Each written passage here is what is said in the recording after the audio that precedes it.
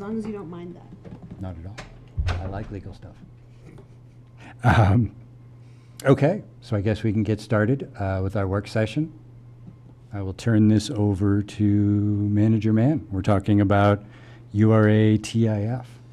Yes, this is a subject that I think we need to rekindle some interest in. Back in 2012, the town did create the Silt Urban Renewal Authority.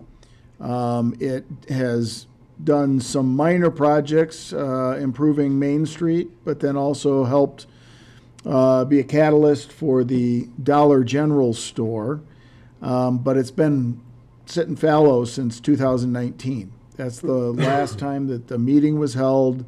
We've had a budget every year because we're still paying off a loan that was made to the Urban Renewal Authority from the town to provide the incentive to Dollar General, and that's being paid off by the town, a portion of the town's sales tax that it generates off of Dollar General.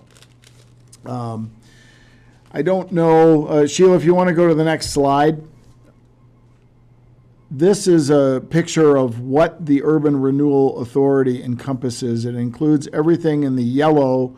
There is one parcel that was removed from this map, which is where the Family Dollar Tree sits, but basically encompasses everything south of the interstate, all of Main Street, the northern frontage down to the railroad, down south to the railroad tracks, as well as some pockets throughout the community, the Roy Moore property, where some of the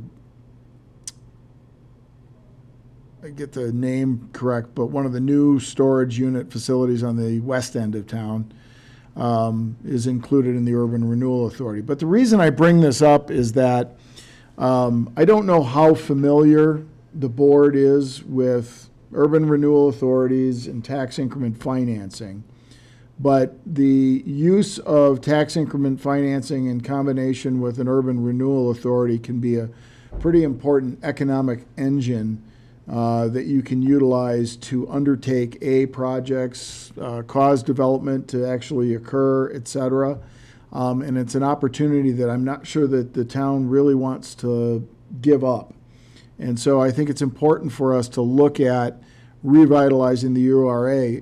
Sheila, if you go to the next slide. You know, basically what TIF is it's an economic development tool that the town has in its tool chest to help foster economic or development or redevelopment. And it utilizes growth in property taxes and or sales taxes to fund projects. And those projects can include anything from infrastructure projects, purchasing land. You can provide direct incentives, which is what the town did with the Dollar General project back in 2012. If you go to the next slide, basically what happens is when you create a tax increment district, you freeze the property values within that district, and all the taxing jurisdictions continue to tax at the same rate they tax everybody else, and they continue to receive their portion of the taxes, whether it be sales or property taxes, on that value in perpetuity. Any growth in value stays with the tax increment district. So just as an example, if the value of the district that you would create is $1 million, and you create that district, you know, the school district, the town, the county, the mosquito district, the fire district, they would all continue to receive their portion of the taxes on that $1 million. If an economic development project were done that all of a sudden that value went to $3 million, the $1 million continues to get taxed by all the jurisdictions. They receive all their revenues. The $2 million is taxed at the same rate as the $1 million, so the same rate as the taxes are charged out, except for the revenues come back to the tax increment district to be used for projects. And what are those projects? They could be, anything from the assemblage of land, purchasing land so that it can be redeveloped. It could be a direct development incentive. It could be contributing to a pedestrian bridge or a pedestrian mall. It could be improvements on Main Street. It could be signage. It could, any number of things could be paid for through that increment. But the idea is that, but for those TIF expenditures, that development wouldn't have occurred, might not have occurred in the same time frame, might not have occurred with the same value, might not have occurred with the same jobs, but it's basically a test. But for our help, this wouldn't, this value wouldn't have been generated. So it's an opportunity that the town, if it chooses, could take to generate some dollars to help foster economic development, start moving some things forward, and especially in our downtown area. It's interesting that if you remember the map, that all that area south of the interstate along the river is included in the urban renewal area and could be included in the tax increment district. Those projects are moving forward and they're going to generate a fair amount of increment. And if we go to the next slide, I just put two examples up of projects that we know are working towards developing. The Rislenda project has about, I'm assuming, 10,000 square feet of commercial per acre, which is about 177,000 square feet of commercial development. If they put a bunch of 1,000 square foot apartments, it could be 281 residential units. That potential value is $74 million based upon utilizing some comparables in town to say, okay, here's what the property would be worth. That assessed value would be about $8.7 million, and it would generate on the property tax side alone about $615,000 a year for the life of the URA and tax increment district. Riverview, which is the development between the Holiday Inn and the KOA, is 80,000 square feet of commercial with 99 residential planned units. That potential value is about $28 million with a potential assessed value of about $3.6 million, which is another $250,000 of property tax revenue. That's a rather significant amount of revenue resources that the town could use to help pay for a pedestrian bridge, help pay for the gathering spot, which is the pedestrian mall at the end of the bridge. Additional improvements on Main Street could help cause or pull together properties so that it can be assembled. So somebody might be able to do a larger redevelopment project, like the southwest quadrant of the 9th Street and Main Street roundabout. We've got a food truck, a vacant lot, and some other properties that don't quite fit in our downtown area. So there's a lot of potential out there of what we could do with a revenue stream. We know that we're going to have a revenue stream that's going to be generated by Rislenda and Riverview. And I'm suggesting that we may want to explore trying to capture that. And so with that, I'm going to just stop for a second and see if you guys have any questions. How does this incentivize current property owners within that district to do some sort of a commercial development? It could be a situation where you're helping them defray some of their costs. You're giving them a tax, I don't want to call it a tax rebate, but you're providing them an incentive to go ahead and do something commercially. When I look at the south west quadrant of the roundabout, the 9th Street roundabout, there's very little value on those properties. There's the 2 vacant lots, there's 2 residential lots, and then there's the gross locker plant. the value there is not commensurate of what you would think you would have in a downtown vibrant district. And so maybe you're giving sweetheart deals to buy those people out, moving them elsewhere, assembling it so that you can do a much larger scale first floor commercial development with second, maybe even third floor residential, depending on what would fit.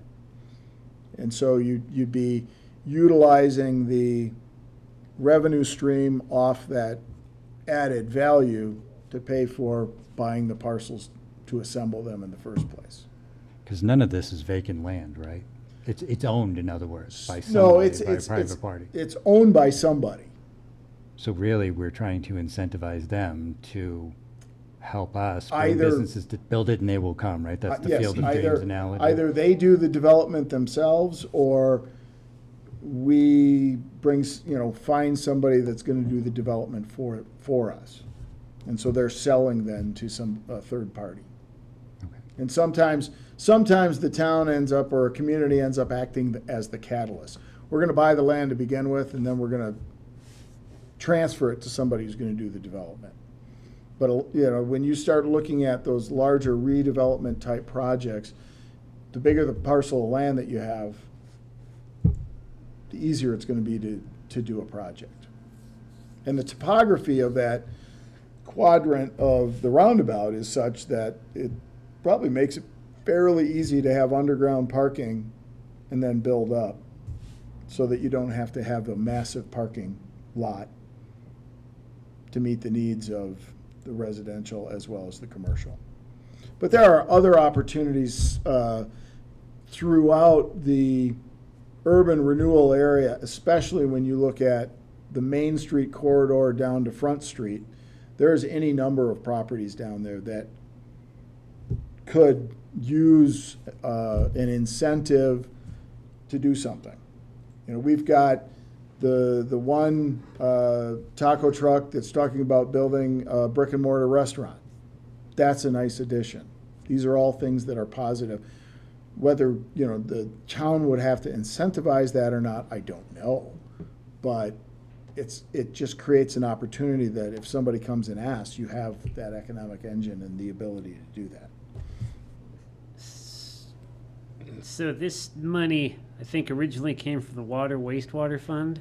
Mm-hmm. Is there somewhere where you take out too much money and it would hurt you in other things, or? Well, so when you go through the process to create a tax increment district, you basically have to, it's a negotiation with the other taxing jurisdictions in terms of what's going to, how much of their taxes are going to be given up. And it's not just we get to draconian say, hey, we're taking all your future taxes, but you want to work with them. This is an opportunity cost type situation where without the economic engine, some of this development might not occur. So maybe, it's not the 100% of the taxes that you're taking. Maybe it's 50 or 75%, but that's the concept. Okay.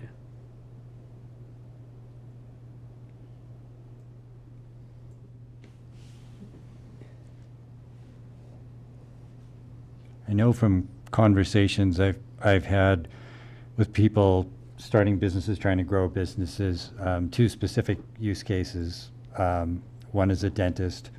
The other wanted to open a fitness gym.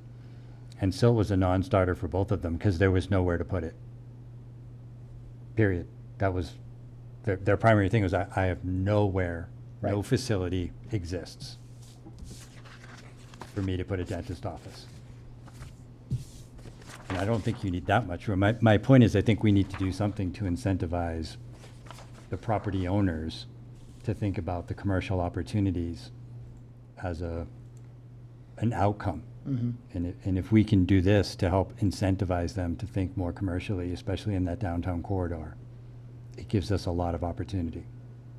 And, you have the ability to use the economic engine that's going to be created south side of the interstate to foster your downtown business corridor. And it will not take away from those south side businesses, because they're going to be very different in nature. And they're going to build the space. Spaces. Mhm.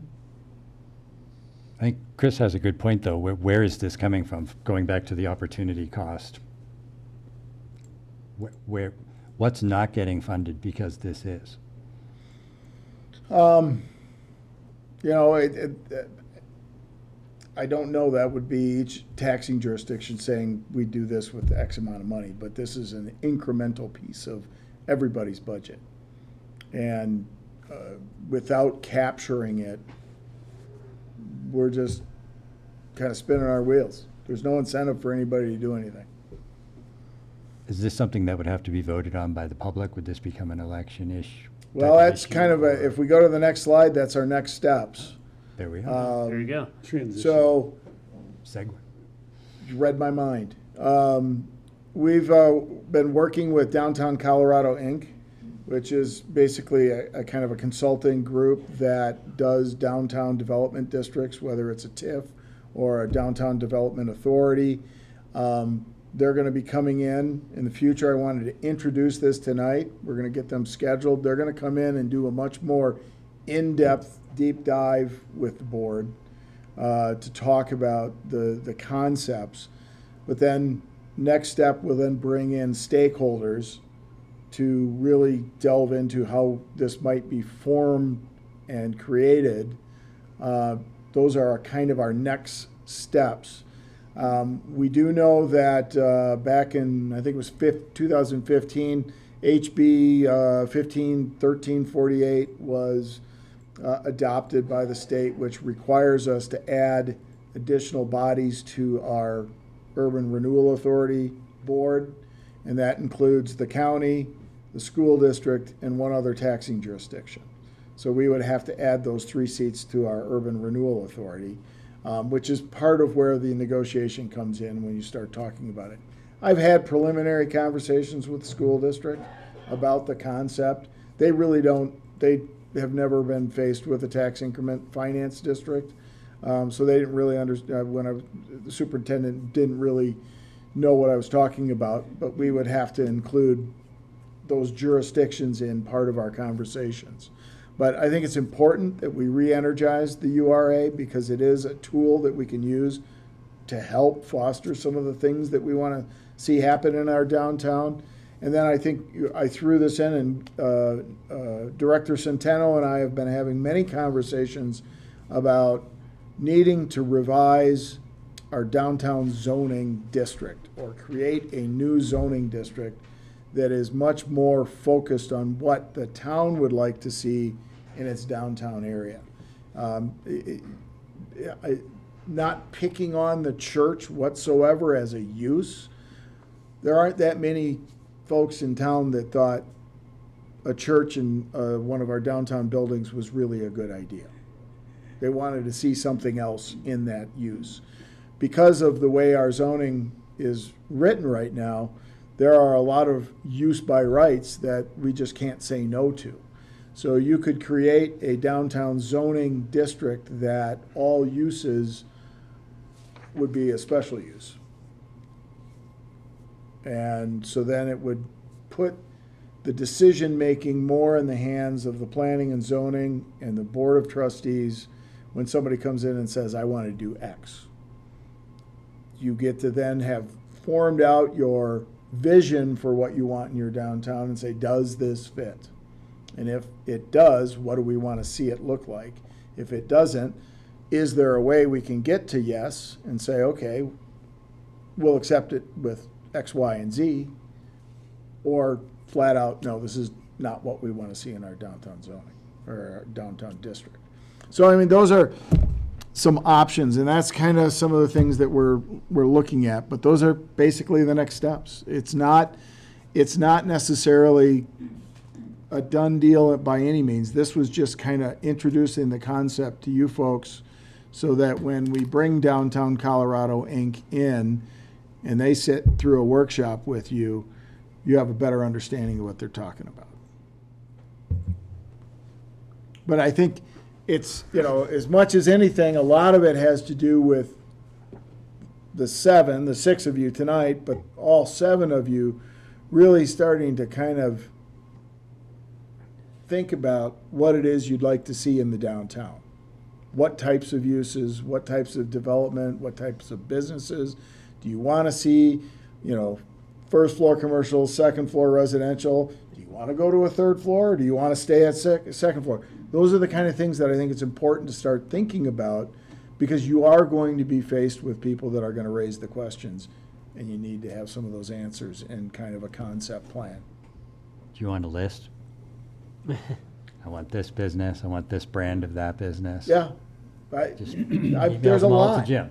There's a lot, and but I think the basis though is to create the economic tool, make sure it's there so that you can help be the catalyst for what you want to see happen.